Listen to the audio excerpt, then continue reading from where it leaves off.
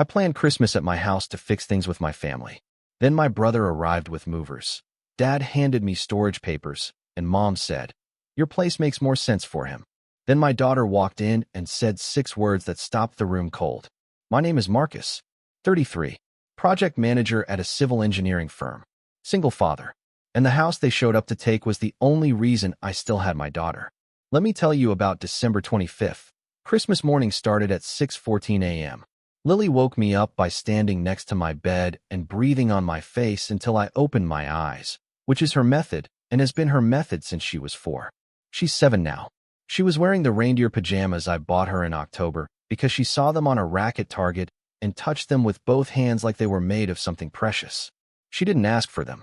She just stood there holding the sleeve between 2 fingers. I bought them the next day and hid them in my closet for 2 months. That's the kind of thing I notice about her. Small things. Quiet things. The things she wants but doesn't say out loud because somewhere along the way she learned that wanting things out loud doesn't always work. She was sitting at the kitchen table writing when I started the coffee. Not drawing. Writing. She had this little notebook, purple cover, spiral bound, something she'd been carrying everywhere since around August. I always assumed it was drawings. Kid stuff. Horses and stars and lopsided houses with chimneys. I never opened it. Never asked. She carried it in her backpack, brought it out at restaurants, kept it on her nightstand. I figured it was her thing, and I should let it be her thing. I should have opened it. The turkey was prepped the night before. 14-pound bird. I brined it myself using a recipe I found on YouTube at 1 a.m. because I wanted this dinner to be perfect. I set the table for 7. I'd bought matching plates at HomeGoods 3 weeks earlier because the ones I had were mismatched and chipped, and my mother notices things like that. She catalogs imperfections, files them away, brings them out later as evidence. That's what makes her good at what she eventually did to us. But I'm getting ahead of myself. The kitchen smelled like rosemary and butter. The coffee maker gurgled. Lily sat at the table and wrote in her notebook, and I thought, this is good. This is the morning I wanted. In 3 hours, my family would arrive, and we'd eat together, and maybe something broken would start to mend. I need to tell you about the house first. Because the house is the whole thing. 18 months before that Christmas, my lawyer Nate sat me down after a custody hearing that almost went sideways. He's a good lawyer. Keeps a stress ball on his desk shaped like a brain, which he squeezes during phone calls. He looked at me and said, "Marcus, you need a house. Not an apartment. A house. In a good school district. With a yard. With a bedroom that is only Lily's." Judges look at stability. An apartment with a pull-out couch isn't stability. A house is. I asked him how much that costs when you're a single dad making $74,000, paying $1,100 a month in child support, and covering legal fees that had already passed $18,000. He said, "More than you have. Find it anyway." I found it. A 3-bedroom in Cedar Hollow. Good school district. Small yard with a fence that needed replacing. Kitchen from 1994. Roof needed patches. The down payment was $47,000. I emptied everything. Savings account, $22,000. Small inheritance from my uncle who passed the year before, $11,500. Cashed out half my 401k. Ate the 10% penalty plus taxes on $13,500 and pocketed the rest. Signed the papers on a Tuesday in September. My hands smelled like the pen ink for the rest of the day. My parents came to the closing. Glenn wore a tie, which he does for events he considers serious. Connie brought a bottle of champagne from Trader Joe's, $12.99, which she mentioned twice. They knew why I bought the house. Every wall, every room, every square foot of that property was evidence that Lily had a stable home with a father who could provide. My custody case, built on foundation and drywall, and a 14-pound mortgage payment. They toasted me in the kitchen that still smelled like the previous owner's cat. Glenn shook my hand and said, "This is smart, Marcus." Connie hugged me and said I was doing a good thing. Remember that. Now, my mother Connie has a history with my ex-wife Karen that I need to explain because it's the engine under everything that happened on Christmas. During the divorce proceedings 2 years before the Christmas, Karen's attorney called a character witness. I assumed it would be one of Karen's friends or maybe her sister Tara. Instead, my mother walked to the stand, raised her right hand, testified under oath that I work too much to be a full-time parent, and that Karen provides the emotional structure Lily needs. Her words, exact. In court, recorded by a stenographer whose keyboard I could hear clicking from my seat. My own mother told a judge I wasn't present enough to raise my daughter. Nate told me afterward it almost cost me the custody agreement.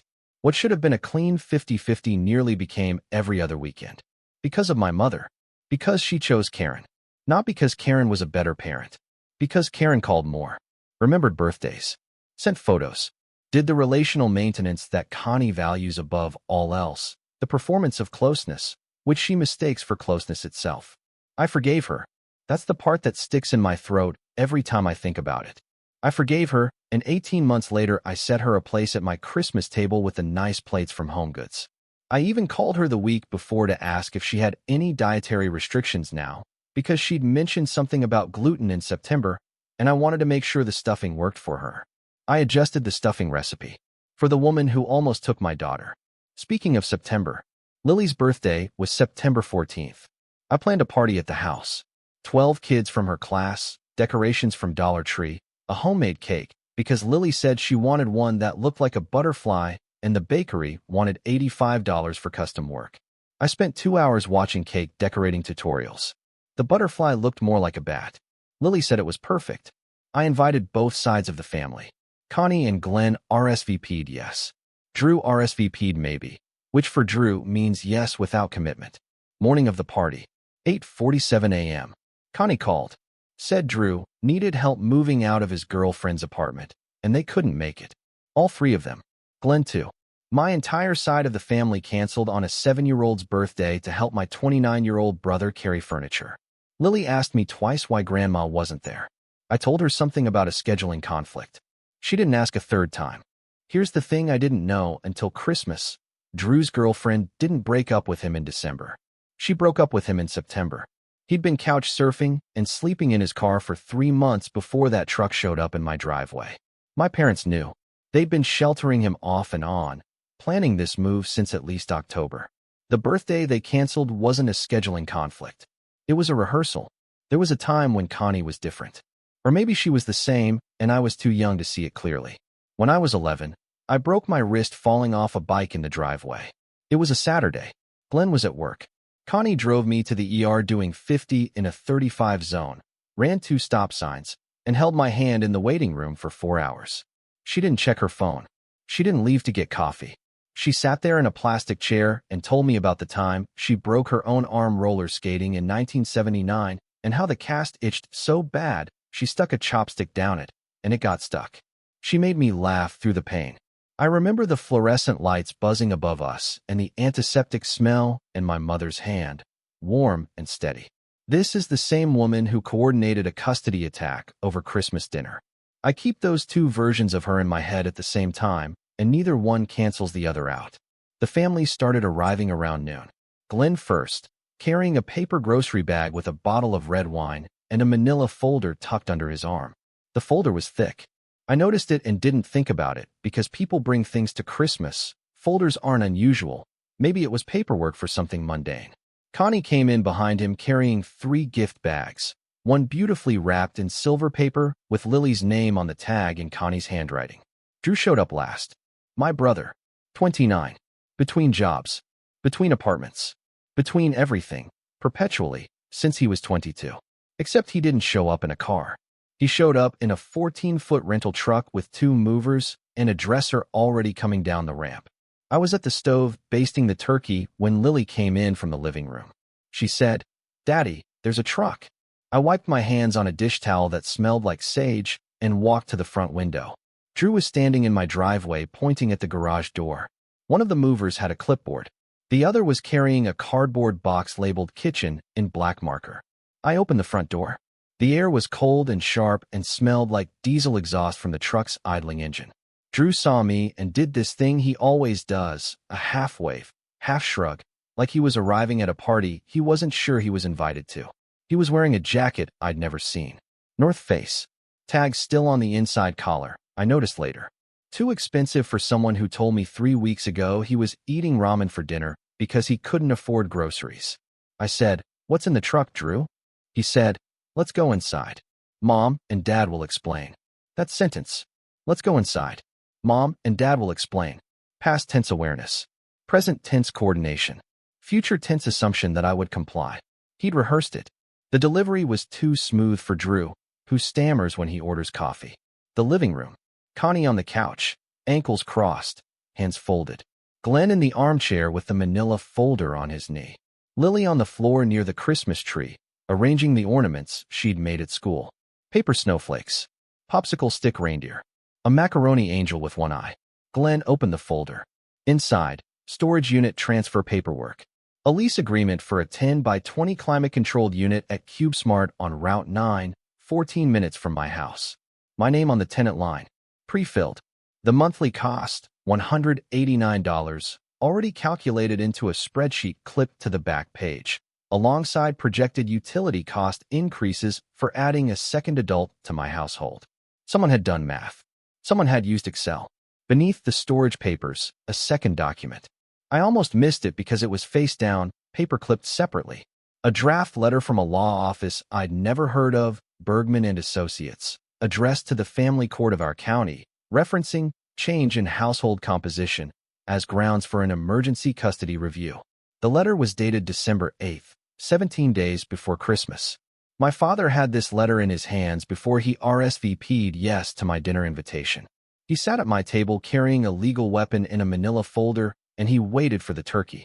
Connie leaned forward, put her hand on my knee. The hand was warm. Steady. Same hand from the ER. She said, Marcus, your place makes more sense for him. You have the room. Drew needs stability right now. We'll figure the rest out. The rest. She meant Lily's bedroom. She meant my daughter's room with the pale blue walls and the bookshelf I built from a YouTube tutorial and the nightlight shaped like a moon that Lily picked out at a hardware store because she said it looked like it was thinking. I said, which room? Connie blinked. The guest room. Or we can rearrange. The guest room is Lily's room. There is no guest room. There's Lily's room, and my home office where I work remotely 3 days a week. Rearrange meant Lily loses her bedroom. Rearrange meant my daughter sleeps on a pull-out so my unemployed brother can have a door that closes. Glenn stood up, walked to the window, looked at the truck idling in the driveway, turned back. He said something I will carry in my chest for the rest of my life. He said, your mother made a deal with Karen. If you lose custody, Karen agreed to let us see Lily whenever we want. Right now you control the visits, and Karen follows the schedule. Karen promised more access. Weekends. Holidays. Sleepovers. He said it like a man explaining a refinance option.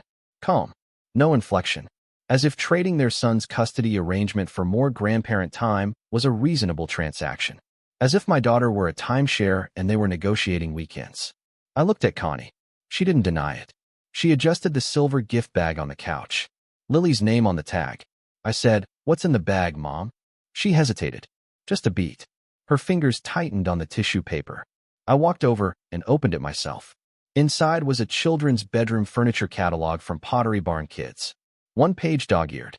A white bedroom set circled in blue pen, $1,899 for the full package. Next to the circle, in Connie's handwriting, for Lily's new room at Mommy's house. She'd bought a Christmas gift for the custody transfer, wrapped it in silver paper, put a bow on it, wrote my daughter's name on the tag. Drew was standing by the front door. He pulled a folded piece of paper from his jacket pocket, typed, bullet points, a prepared speech about family helping family and how Lily needs her uncle around. The speech referenced specific details about my house, the guest room dimensions, garage square footage, proximity to the elementary school. Details he couldn't know from memory because Drew had been to my house exactly 3 times in 18 months. Someone gave him a script. Someone measured my rooms. Connie's purse buzzed again. The second phone. Prepaid. Screen lit up through the open zipper. A text from Karen. For words, is it done yet? She grabbed it. Not fast enough. I saw the name. I saw the words. I said, how long has this been going on? Nobody answered. But the moving company clipboard was still on the kitchen counter. I picked it up. Invoice. Deposit paid November 30th. 3 weeks before Christmas. $1,200. Paid by credit card ending in 4457. Connie's Visa.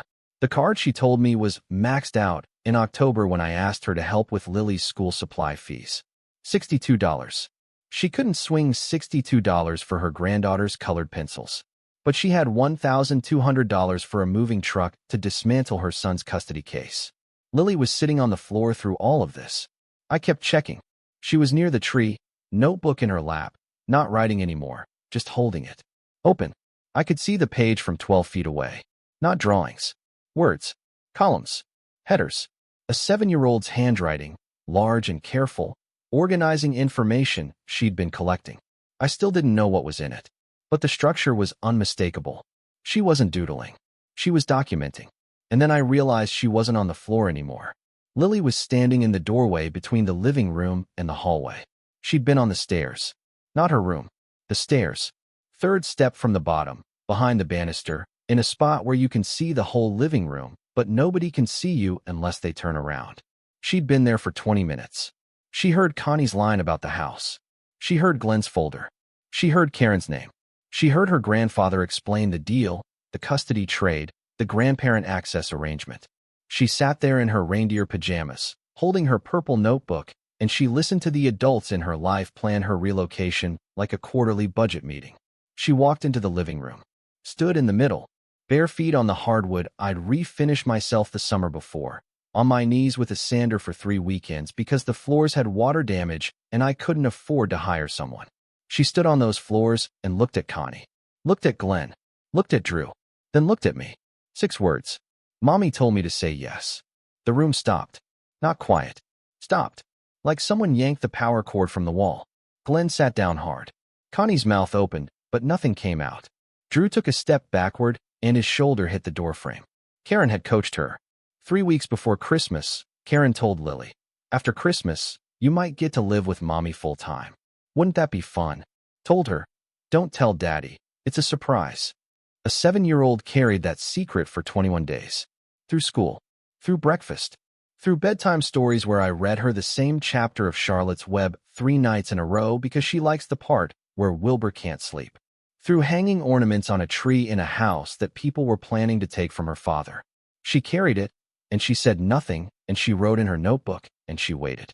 And when it mattered, standing barefoot on the floors her father sanded, surrounded by adults who told her to lie, she told the truth. I picked her up. She was heavier than I expected, growing fast. Her arms went around my neck, and I could feel her heartbeat against my chest. Rapid, a little bird caught in something. I carried her upstairs, set her on her bed, the bed in the room they wanted to give to Drew. The moon night light was on, casting a soft glow across the blue walls. I said, "You did the right thing." She nodded, didn't cry. She opened her notebook and started writing. I left the door half open and went back downstairs. I told the movers to load everything back on the truck. They looked at each other. One of them, the older one with a mustache and a torn knee on his pants, shrugged. They started reloading without a word. They'd seen this before. Families falling apart on holidays. It was just another Tuesday for them. I told Glenn to take his folder, his spreadsheet, his storage unit lease with my name pre-filled in someone else's handwriting. I told Connie to take her catalog and her burner phone and her deal with Karen and leave my house. The house she toasted with cheap champagne 18 months ago. The house she helped destroy over the same table where I set her a plate with the nice dishes. I told Drew he could ride back in the truck or call someone, but he was not staying in my home tonight or any other night. Drew looked at me. He said, "I didn't know about the custody part, Marcus." I said, "You knew enough. You memorized a speech. You measured my rooms. You brought movers on Christmas. You knew enough." He left. Connie stood in the doorway for a moment. She tried to speak. I said, "You testified against me in court, and I forgave you. You added yourself to Lily's school pickup without my knowledge, and I let it go. You paid $1,200 to move my brother into my house, while telling me you couldn't afford $62 for your granddaughter's school supplies. You coordinated a custody attack using my Christmas dinner as the staging ground. You wrapped a furniture catalog for my daughter's new bedroom at her mother's house and put it under my Christmas tree. We're done." She picked up the silver gift bag, held it toward me like I might still want it. I didn't take it. She set it on the couch, walked out. Glenn followed her without saying a word. He stopped at the doorway and turned back, and for half a second I thought he was going to say something real, something human, something that didn't come from a spreadsheet or a manila folder. But he just looked at the table I'd set for 7, with the matching plates and the cloth napkins and the centerpiece Lily and I made together from pine cones we collected in the yard, and he walked out. The screen door banged. The diesel truck rumbled. Tires on cold pavement. They were gone by 2:15 p.m. The turkey timer went off at 2:22. I turned the oven off. Didn't take the bird out. It sat in there cooling for 3 hours. Sat at the kitchen table. Table set for 7. 6 empty chairs. The smell of rosemary and something burned because I'd forgotten about the dinner rolls, which were now black discs in a muffin tin I'd also bought new for today. Lily's reindeer pajamas were crumpled on the stairs where she'd dropped them that morning when she was still excited, when this was still going to be the Christmas that fixed things. I sat there until the coffee went cold. Then I poured it out and made a new cup and didn't drink that one either. Around 5 p.m., Lily came downstairs. She stood in the kitchen doorway and looked at the table. All the food. The empty chairs. She said, "Can we have cereal?" I said yeah. We had cereal. Cheerios. At a table set for a Christmas dinner that nobody ate. She put her bowl in the sink when she was done and went back upstairs without saying anything about what happened. That night, I lay in bed staring at the ceiling and listening to the house settle. Pipes ticking. Furnace cycling. The sounds a house makes when it's just 2 people in it. I kept thinking about the champagne toast from the closing. Connie's face when she said I was doing a good thing. Glenn's handshake. How easy it was for them. How easy it always was, being proud of me when it cost nothing, and discarding me the moment I became inconvenient. December 26th. I called Nate at 8 a.m. He picked up on the second ring. He was eating something. I could hear the crunch, and he didn't stop eating while I told him what happened, which I took as a sign he'd heard worse. He said, "I need everything. The folder, the invoice, the catalog, the phone. Can you get a screenshot of the group chat?" I told him about the group chat I'd seen on Connie's phone. He said, "They'll delete it. Screenshot it if you can. If not, subpoena." Then he told me what I didn't know yet. Karen's attorney had filed an emergency custody motion on December 22nd, 3 days before Christmas. Grounds: unstable living environment, multiple unrelated adults residing in the home. The filing referenced Drew by name. Address listed as my house. She filed the motion before Christmas, knowing the move-in was scheduled for the 25th. The hearing was set for January 3rd, 9 days. Nate filed a counter motion that afternoon. Attached the storage lease.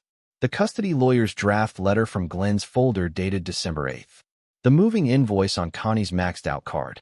The school pickup list change from October. The Pottery Barn catalog with Connie's handwriting. He organized it the way I imagine architects organize blueprints. Every document a load-bearing wall. December 30th.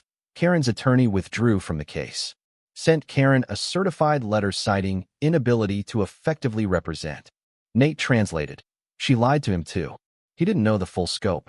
He read our filing and realized she'd been coordinating with the family behind his back. Lawyers don't like being lied to. It's bad for their license. Karen had 9 days to find new representation. Between Christmas and New Year's. During a custody hearing she'd staged. January 4th. First day back at school after break. 11:40 a.m. Mrs. Brennan called me. Lily had a meltdown during reading circle. Not a tantrum. A meltdown. Shaking. Wouldn't speak for 10 minutes. Mrs. Brennan took her to the hallway. Sat her on a bench that probably smelled like floor polish and decades of kid sneakers. When Lily finally spoke, she said, "My grandma and my mommy are trying to take me away from my daddy, and they used Christmas to do it." Mrs. Brennan documented it. Word for word. Filed it with the school counselor.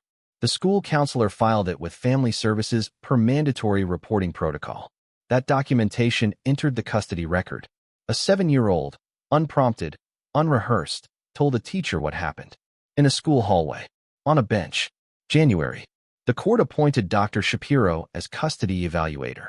She interviewed Lily in a room with a 2-way mirror and toys on the floor and a voice recorder running. I wasn't allowed in. Nate told me about the preliminary report 2 weeks later. Dr. Shapiro's findings. Lily demonstrates a clear, consistent preference for the father's household and shows signs of emotional coaching and loyalty conflict imposed by the mother and maternal-aligned extended family. The report noted that Lily possesses an unusually detailed recollection of adult conversations, suggesting prolonged exposure to custody-related stress and an adaptive coping mechanism of documentation. Dr. Shapiro had seen the notebook. The report didn't recommend reducing my custody. It recommended increasing it. They tried to take my daughter. They handed me a stronger case than I had before they showed up with a truck. February. Custody modification hearing. Karen arrived with new representation, a lawyer she'd found in January who'd had 5 weeks to absorb a case the previous attorney spent months building. The new lawyer looked like a man reading someone else's handwriting on an exam. He wore a suit that didn't fit well in the shoulders, and he kept adjusting his glasses. He objected to 3 motions. Lost all 3. Karen sat next to him in a blue blazer she probably bought for the hearing, and she didn't look at me once. She looked at the judge. She looked at her lawyer. She looked at her hands. She did not look at the man whose Christmas she ruined. The judge reviewed everything. The filing timeline. The December 22nd motion filed before the Christmas move-in, establishing premeditation. The coaching of a minor. The group chat subpoenaed from the phone carrier, which showed 6 weeks of coordination between Karen, Connie, Glenn, and Drew, with messages including Karen's suggestion to do it on Christmas because he won't make a scene in front of Lily. Connie's testimony from the original divorce. The school report. Dr. Shapiro's evaluation. The Pottery Barn catalog, which the judge held up and looked at for a long time without speaking. She set it down and didn't refer to it again. She didn't need to. Everyone in that courtroom understood what a grandmother wrapping a custody transfer as a Christmas gift means. Marcus, primary custodial parent. Karen, supervised visitation pending completion of a court-approved parenting course and 6 months of family therapy. Review in 6 months. I sat in the car after the hearing for 20 minutes. Nate knocked on my window. He said, "You okay?" I said, "Yeah." He said, "You don't look okay." I said, "I'm processing." He nodded, squeezed the stress ball he'd brought from his office, which I didn't know he traveled with. Then he walked to his car and left me there. Connie and Glenn were not granted any visitation modification. The deal they made with Karen, trade their son's custody for more access to his daughter, produced the opposite result. They now had less access than before. Karen couldn't grant them weekends because Karen no longer had the authority to grant anything unsupervised. Drew called me once, mid-January. He said he genuinely didn't know about the custody angle. He said Connie told him if he didn't participate in Christmas, they'd cut him off entirely. No money, no cosigns, no couch. He said he'd been sleeping in his car since November, that the girlfriend breakup in September left him with nothing, and he'd been rotating between friends' couches and the back seat of his Civic for 3 months. I believe him about the custody part. I believe he didn't understand the legal weapon he was carrying in that rental truck. But I don't believe the rest. The rehearsed speech. The bullet points. The room measurements he couldn't have gotten from 3 visits. The North Face jacket with the tags still on, bought with what money, from whom, for the performance of showing up as a functioning adult instead of a man who'd been living out of a gym bag. He knew enough of the plan to print it out, fold it into thirds, and tuck it in his jacket. That's not a hostage. That's a participant who didn't read the fine print. I almost felt sorry for him. Part of me did. The part that remembers sharing a bedroom until I was 12, and how he used to fall asleep with the light on because he was scared of the dark but too proud to admit it. I'd wait until he was asleep and turn it off. Every night. He never knew. Part of me remembers that kid and sees him in the 29-year-old sitting in my driveway in January. But that part doesn't run things anymore. The part that runs things is the part that watched my parents use him as a battering ram against my front door on Christmas. I blocked his number in February. Not out of anger. Out of clarity. There's a difference, and it took me a while to understand which one I was feeling. Connie's Facebook post came 3 days after Christmas. Long paragraph about family members who choose pride over unity, and some people would rather live alone than let family help them through a difficult season. 43 comments. Mostly supportive. Until my neighbor Linda commented, "Is this about your son Marcus?" Because I saw a woman photographing his house from a parked car 2 weeks ago. She sat there for about 20 minutes. Was that part of the family help? 17 likes on that comment in 90 minutes. Connie deleted the entire post. But screenshots were already in 3 group chats. Tara, Karen's sister, was the photographer. We confirmed later. Lily's notebook. I finally saw the whole thing. Not because I opened it. Because she showed me. February. After the hearing. A Saturday. She brought it to the kitchen table, the same table where I sat with 6 empty chairs on Christmas Day, and she set it down carefully, The way she handles things she considers important. She opened it to the first page.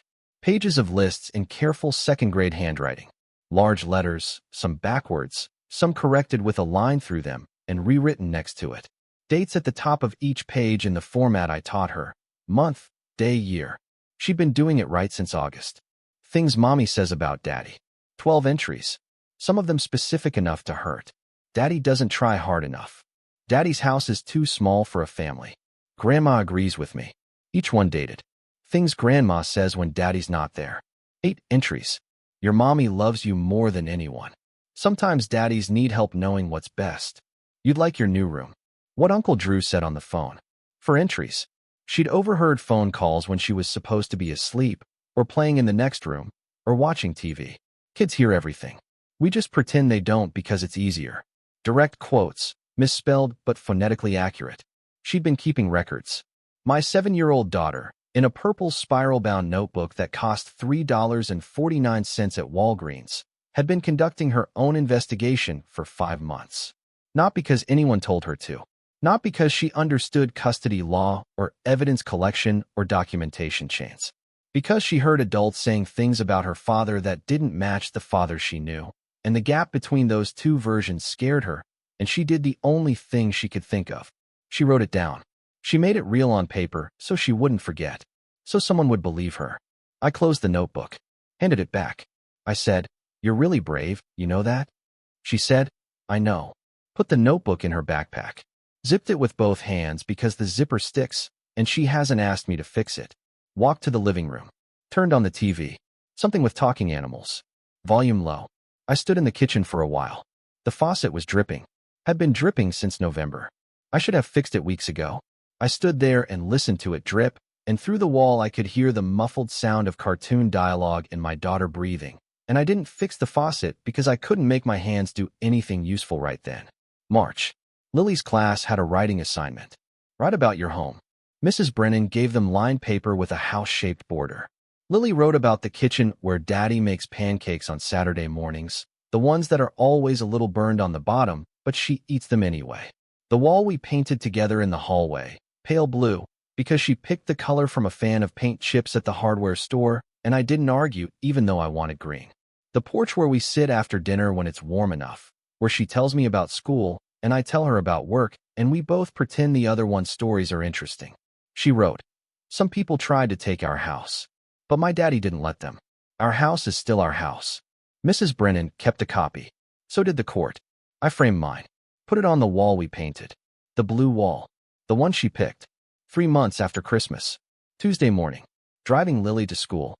Same route. Same time. Same radio station playing something I wasn't listening to. Corner of Maple and 4th. There's a moving truck parked on a residential street. Different house. Different family. Someone carrying a lamp through a front door. Nothing to do with us.